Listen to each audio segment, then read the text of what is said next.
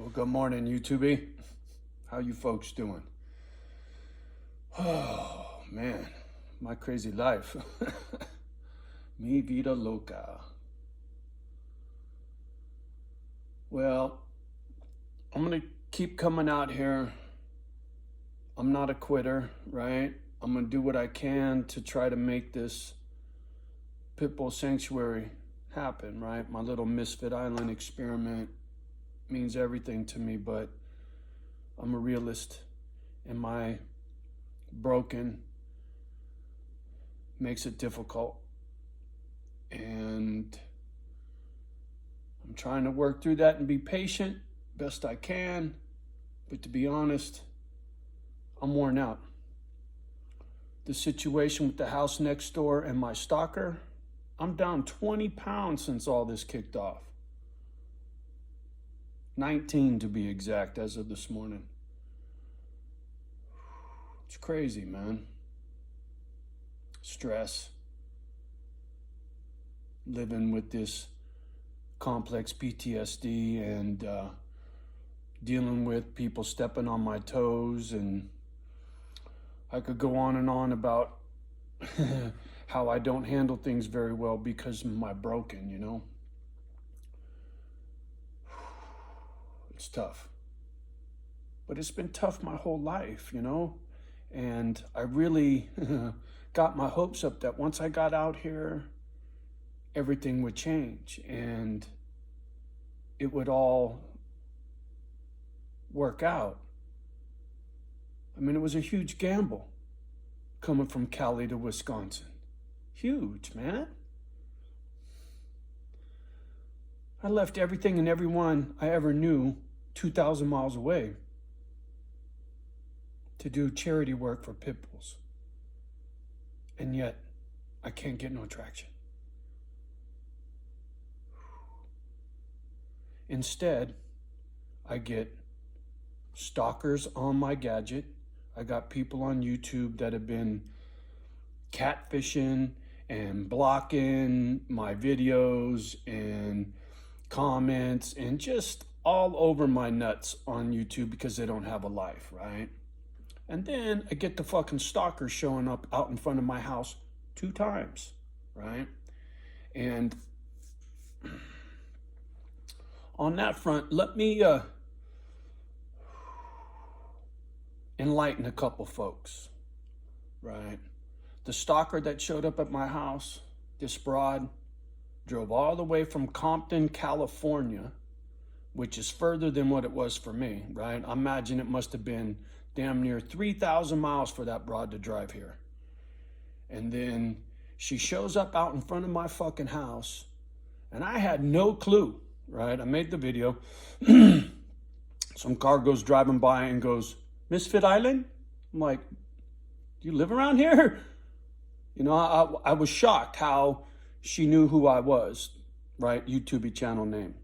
And she's like, "No, you know, I left you messages, you know, on Facebook or on YouTube and told you I was coming and all this stuff." I was like, "No, you didn't. No, you didn't. No, you didn't. No, you didn't." But because I was a softie, I gave her my phone number and I said, "Why don't you," I said, "I'm not inviting you on my property. I go, why don't you give me a call and we'll talk," right? Because she started rambling about how she was going to start a dog rescue just like me, and I inspired her and all this stuff. And I'm like, well, wait a minute. What messages? What? And I tried to nail her down on some stuff like, what are you talking about? Because immediately she was acting like a prankster. That's somebody who spun on methamphetamine or crack cocaine, right? I don't know. I don't know her. I just know her behavior. When I tried to give her my phone number, she couldn't even, she was all gacked out. She couldn't even take the fucking phone number. So I was sympathetic. Not so much anymore, because ever since that broad drove past my house, shit's been acting weird on my YouTube channel. So when it quacks like a duck, walks like a duck, chances are it's a stalker. Anyway, it adds to my frustration, just like this fucking property next door, right? I Went to the auction, tried to acquire it at the auction. They wanted way too much money, right? I tried to reach out to the real estate agent. They completely ignored my phone calls and my emails. And I can prove this because chances are I'm going to have to go to court over this bullshit. The stress and frustration, it's called pain and suffering, right? Whether it's the stalker on the gadget, it's the property next door, or it's the stalker out front. Been through a lot of pain and suffering lately, motherfucker. Just watch the videos. So, like I was telling a friend, the stalker has left me several text messages and voicemails. I never listened to one of them, and I never opened any of them, so that if the cops ever get involved in this and shit gets sideways because she goes too far, right? You ever watch Farrah Fawcett, The Burning Bed? Not all stalkers are men. And women can be violent. So I don't take nothing for granted. I got trust issues with the fucking planet due to a fucked up childhood, right? So, like I said, ICYA, I cover my motherfucking ass. And the only way to do that is with proof. And I got plenty of it. So trust me. Ain't nobody gonna bring me no fucking harm.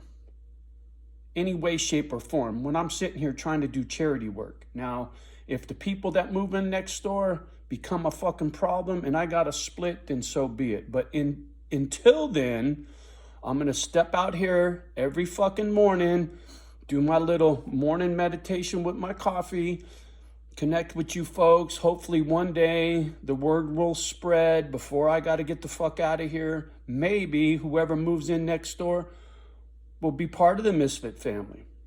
I'm not trying to jump to no conclusions, but my luck in life is usually pretty fucking bad, right? Because this is out of my control.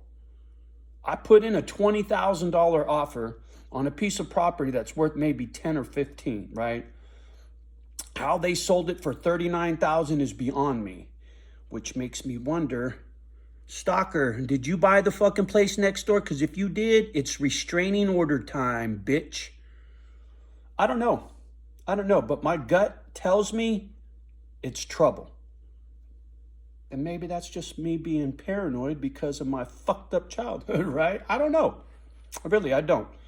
And unfortunately, I'm quick to jump to conclusions because it's what happens when you're uptight 24/7.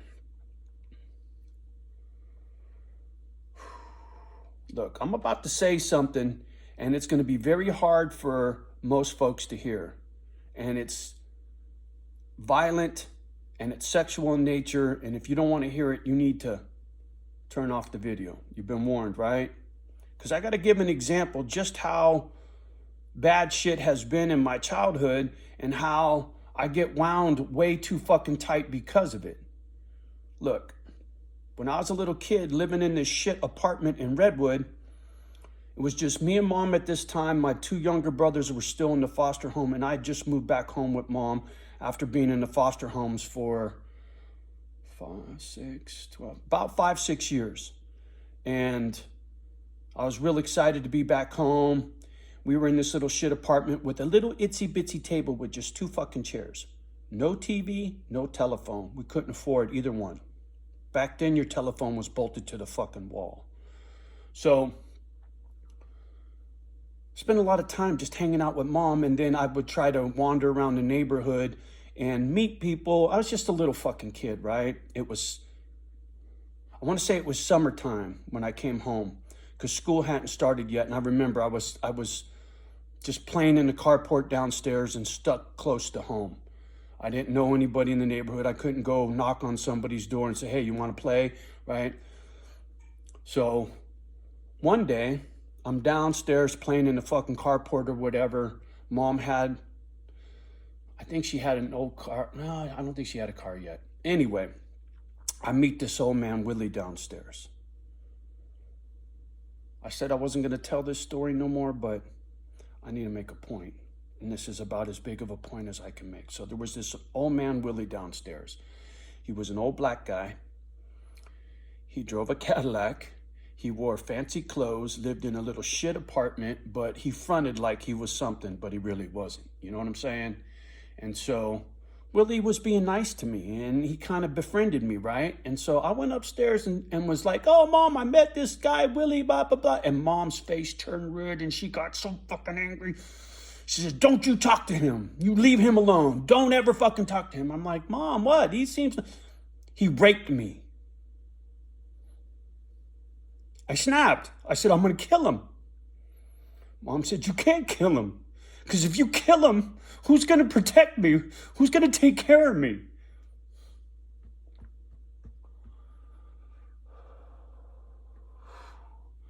So, from that day forward, I had to live in that fucking building with that motherfucker downstairs, knowing what he did. And I had to fucking ignore it, right? 12 years old.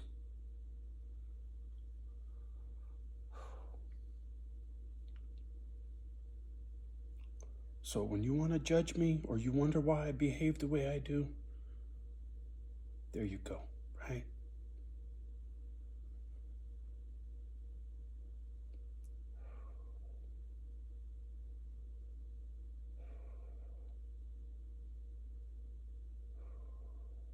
Man.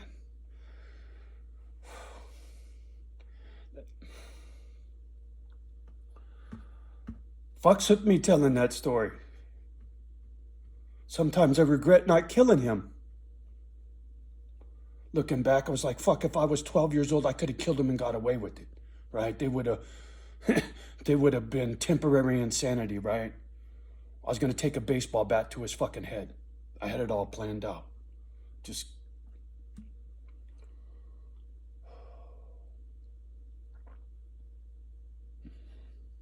There's lots of really foul stories, but that's the worst.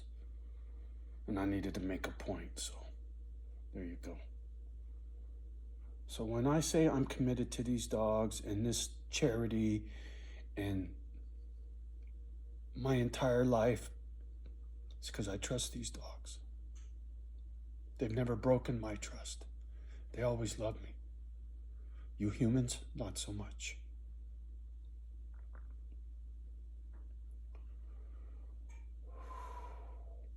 So, I don't know what the future has in store.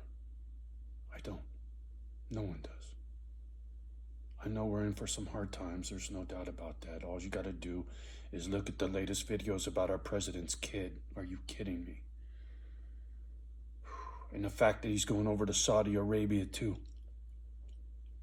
get oil while he gives our oil to China. Have you heard such shit? Anyway, enough poison for one morning. I really appreciate the ones that stick around. I do. I love you guys. The ones that show me love and respect, right back at you from me and the girls, always. And on that note, please, pretty please, like, subscribe, and share. Love the ones that love you back. Do your best with the rest. Don't let the children hear all this crazy shit and break them the way I got broken, right? And you'll see me tomorrow.